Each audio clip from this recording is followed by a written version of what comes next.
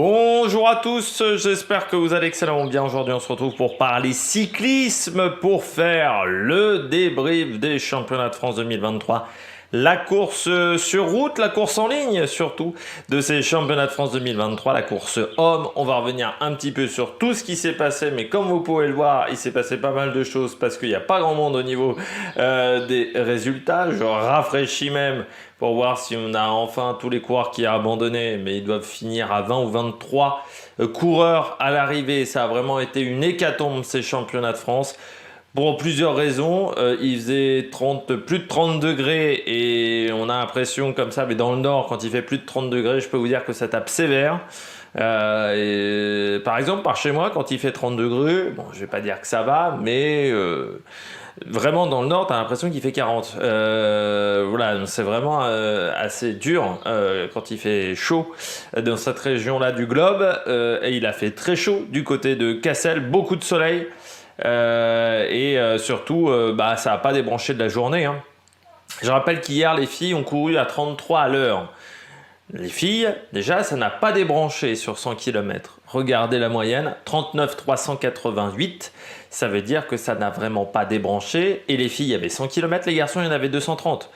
C'était beaucoup plus long pour les garçons, donc ça a été vraiment une course assez exceptionnelle en termes d'intensité et c'est vraiment le plus fort qui s'est imposé sur cette épreuve. N'hésitez pas à vous abonner à la chaîne, à rager les commentaires, à mettre un pouce bleu, à partager la vidéo sur les réseaux sociaux, notamment auprès de vos proches, si vous pensez que ça peut les intéresser. Et puis vous pouvez également faire un super thanks si vous voulez soutenir la chaîne, rajouter la petite cloche, mettre toutes les notifications. Vous pouvez, si vous avez les moyens, faire un super thanks. Vous pouvez aller voir EPS 2.0, c'est sur les plateformes de podcast Deezer, Google, Spotify, également Amazon, et puis vous pouvez aller voir TikTok. Il y a le débrief qui est juste en ligne de ces championnats de France, et puis vous avez également là en début de semaine, quand il y aura l'annonce de toutes les équipes, à chaque fois je ferai des vidéos sur les annonces des différentes formations pour le prochain Tour de France. Bon, on commence tout de suite avec ce championnat de France.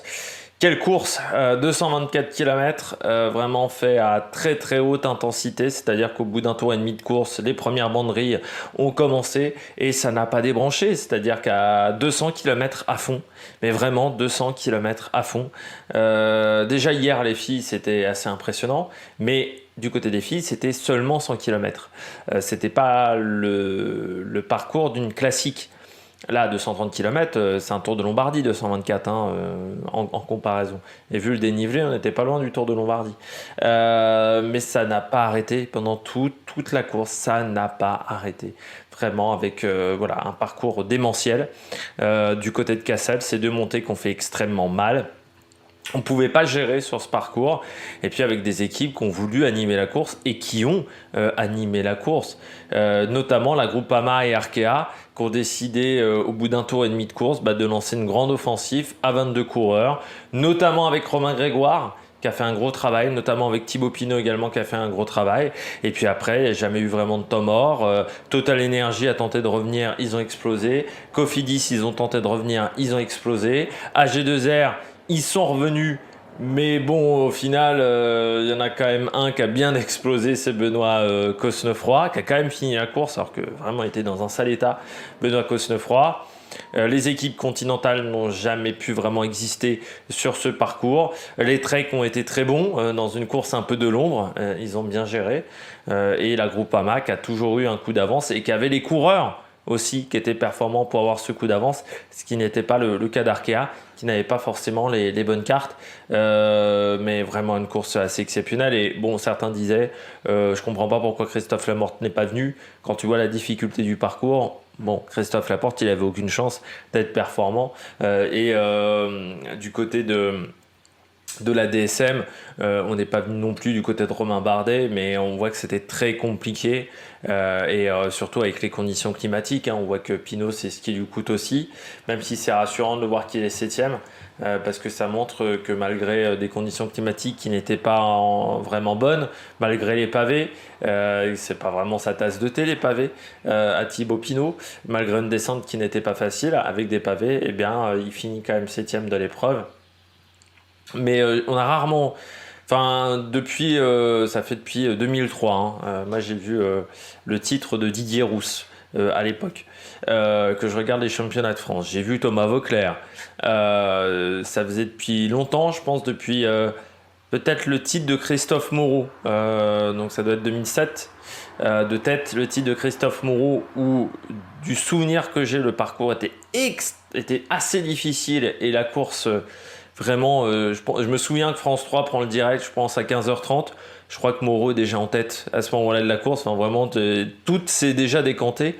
Mais ça faisait depuis longtemps qu'il n'y avait pas eu une course aussi difficile avec aussi peu de coureurs qui peuvent jouer la gagne dans le final. Enfin, ça a vraiment été assez démentiel en termes de niveau. Bon, Valentin Madois, champion de France.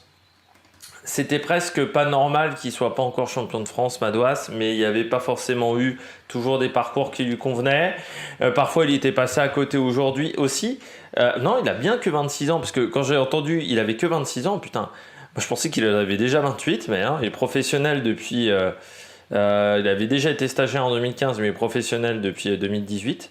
Comme Bruno Armirail, il a que 26 ans, putain, c'est assez démentiel, mais Madouas, de toute manière, plus c'est dur, plus il aime. Voilà, là c'était très très dur, donc il a forcément bien aimé et il a été vraiment super fort, il a été très solide, très costaud et il fait une démonstration aujourd'hui. Valentin Madois, il fait une démonstration avec une Groupama FDJ qui a voulu rendre la course difficile, qui a osé et qui a été récompensé. Alors parfois on ose et ça ne marche pas, mais la Groupama a osé et a vraiment été récompensée. Et ils ont fait une super course et avec Valentin Madois qui vraiment n'avait pas grand chose à. Enfin voilà, il n'y avait pas grand chose à faire, c'était le plus fort. Voilà, même s'il y avait eu Gaudu, même si Gaudu s'était pas sacrifié, bon, son sacrifice n'a pas servi à grand chose.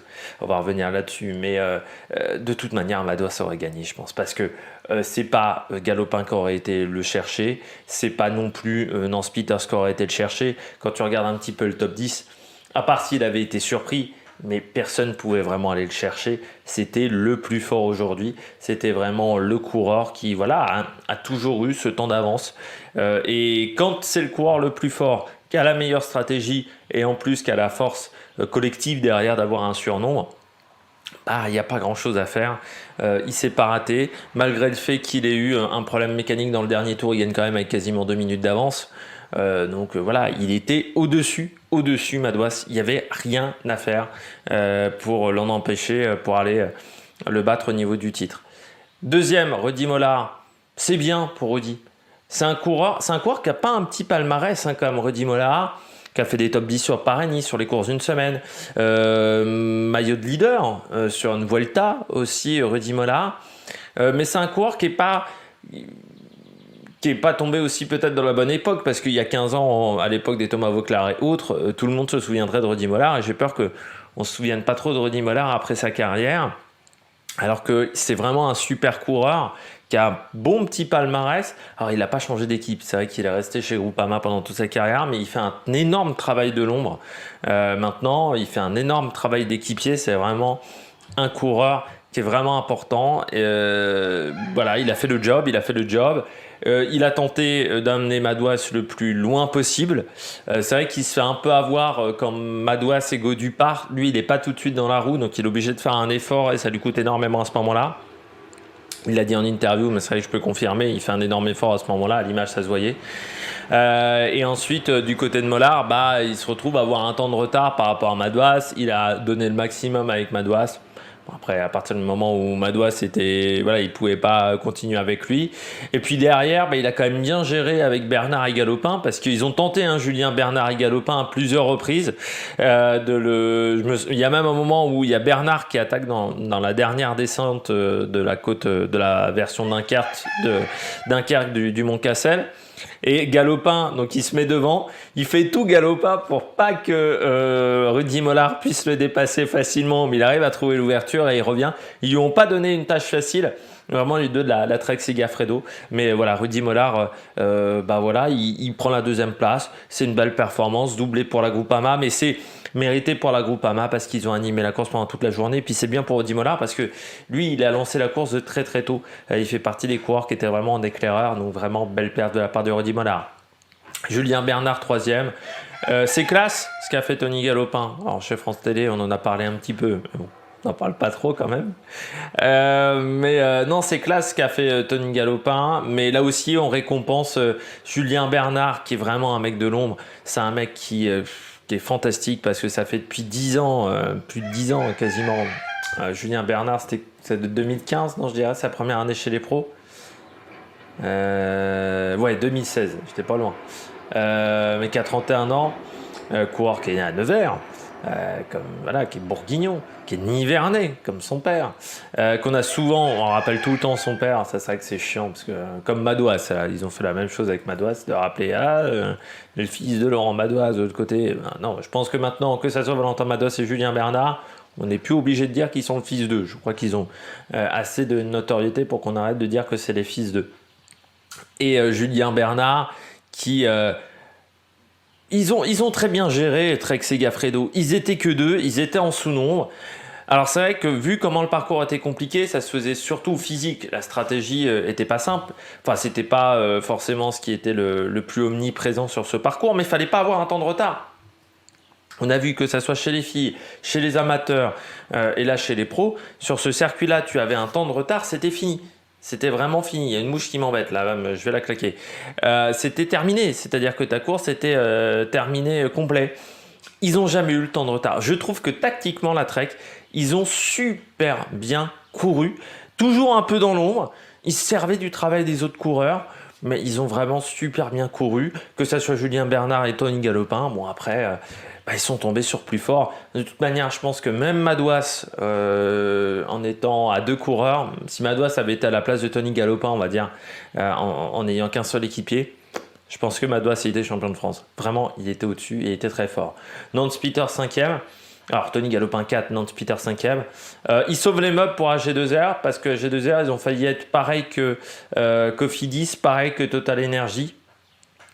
Un temps de retard quasiment dès le départ. Un Cosnefroy qui était, je pense, qui a souffert de la chaleur. Benoît Cosnefroy, c'était compliqué pour lui aujourd'hui. Mais un Nance Peter, ça reste toujours un bon coureur. Lui aussi, quand c'est dur, il aime bien ça. Nance Peters, là c'était dur. Bon après, Nance Peters, c'est pas non plus un puncher. C'est un coureur qui grimpe bien, mais c'est pas un puncher. Donc forcément, face à du Galopin, du Bernard, du Mollard, c'était un peu compliqué pour aller chercher ces mecs-là. Mais je trouve qu'il sauve quand même bien la mise du côté d'AG2R. Voilà, il a tout donné. Belle récompense aussi à cette 5e place quand même. Elige Bercis, c'est dommage du côté d'Arkea. Eux, ils sont pas récompensés. Ils ont fait vraiment la course parfaite en termes de stratégie. Le problème, c'est qu'ils n'avaient pas les coureurs. Il n'y avait pas Barguil et donc ils n'avaient pas les bons coureurs à l'avant. Mais que ça soit Mathis Lebert, que ça soit tu vois, on voit Louvel 8e. Non, ils ont vraiment fait une bonne course, mais ils n'avaient pas les bonnes cartes à l'avant. Alors Elie Gébert, ça reste un pas mauvais coureur, mais là aussi, c'est plus un pur grimpeur qu'un puncher complet. Il aime les étapes de moyenne montagne, on va dire, mais quand les montées sont quand même de 6-7 km, c'est pas un pur puncher. Forcément, là, c'était un peu trop court pour lui en termes de montée. Thibaut Pinot 7. Bon, dommage, il continuera pas l'année prochaine, Thibaut Pinot. Mais là, de toute manière, moi, quand j'ai vu hier qu'il allait faire 32 degrés, je me suis dit, c'est pas pour Thibaut Pinot. Et puis, il a fait quand même une belle course. Je trouve quand même qu'il est 7, c'est-à-dire que la forme est là. On aurait pu avoir des petites inquiétudes. Il sera là pour les 2 premières semaines du Tour de France, ce qui risque d'être compliqué pour Thibaut Pinot. C'est la 3e semaine, parce que forcément, en enchaînant avec le Giro, ça risque d'être difficile. Mathis Louvel 8, Anthony Pérez 9, mais Cofidis, ils ont toujours eu un temps de retard. Coquard a tenté de rouler, mais ça n'a pas suffi. Voilà, ils n'ont pas réussi à s'en sortir. Et puis Maxime Jarnet, c'est bien pour le coureur de Van Rysel. Ça n'a pas été une année facile pour cette équipe. Donc belle récompense quand même avec cette 10e place. Mais c'était pas l'année pour les coureurs continentales. Vraiment, il fallait être élite et vraiment être un top coureur pour faire un bon résultat. Mais c'est bien pour Van Rysel ce top 10 parce que ça a quand même été une année compliquée avec le sponsor qui se délite. Ils ont réussi à trouver un autre sponsor juste avant les 4 jours de Dunkerque avec Van Rysel, donc qui est la marque cyclisme de Decathlon. Voilà, ils ont fait du bon boulot aujourd'hui. Pareil pour Nicolas de Beaumarchais. Belle perf également 11e. Paul Ourselin, Valentin Ferron 12 et 13. Bon, Total Energy sont passés à côté. Mais c'est pas comme si c'était compliqué depuis le début de saison pour cette formation. Et puis Benoît Cosnefroy 14, David Godu 15. L'a fait 16, Cyril Barthes 17 pour Burgos, il était tout seul, c'est quand même pas mal. Enzo Paleni, Clément Davy, Romain Grégoire, les petits jeunes de la Groupama qui font 18, 19 et 20. Sénéchal 21. Et puis Clément Champoussin 22 et Mathis Lebert 23 sur ce championnat de France. Ils sont seulement 23 à en terminer. Déception pour Julien Alaphilippe, mais il n'était pas dans un grand jour. En plus, il a été pris de vomissement. Voilà, il n'a pas supporté ces grosses chaleurs. Puis le soleil il tape en plus dans ce coin-là. Donc vous pouvez facilement prendre des coups de chaud dans le nord de la France. Et voilà, il a complètement souffert. Il y a des équipes qui ont complètement disparu. Je pense à CIC, une Atlantique. Aucun coureur à l'arrivée. Pareil pour Nice Métropole. Aucun coureur à l'arrivée également pour ces deux formations. Donc ça a vraiment été très compliqué. Ah non, j'avais oublié avec Clément Aleno également pour Burgos BH. Mais voilà, ça a été une course assez démentielle en termes de rythme. Bon, j'espère que vous avez aimé cette vidéo. Si vous avez aimé cette vidéo, n'hésitez pas à vous abonner à la chaîne. J'ai oublié de le dire au début, donc je le dis maintenant. Départ fictif pour le Tour de France. Dans l'onglet communauté, vous pouvez poser vos questions. La vidéo sera enregistrée mercredi. Voilà, vous pouvez poser vos questions jusqu'à mercredi midi, on va dire ça. Posez vos questions voilà, pour le prochain Tour de France. Je prendrai entre 12-13 questions, on va dire, pour voilà, le prochain Tour de France. Et puis... de toute manière, je vous redemanderai également un départ fictif. On essaiera de faire des départs fictifs à chaque journée de repos. Donc sur les 2 journées de repos, on essaiera de faire également un départ fictif. Vous posez vos questions, puis moi j'y répondrai lors des journées de repos. Et puis TikTok, là, hein, vous allez avoir les analyses des équipes. Analyse des équipes également, il y aura une vidéo sur les leaders du prochain Tour de France pour le général et pour les sprints. Et puis un départ fictif, un épisode du matin également. Et puis voilà, ça sera un beau programme. La moto également, il y aura le débrief du Grand Prix des Pays-Bas. N'hésitez pas à vous abonner à la chaîne, à réagir dans les commentaires, à mettre un pouce bleu. Et puis nous, on se retrouve pour de nouvelles aventures sur la Méric Production. Ciao, ciao!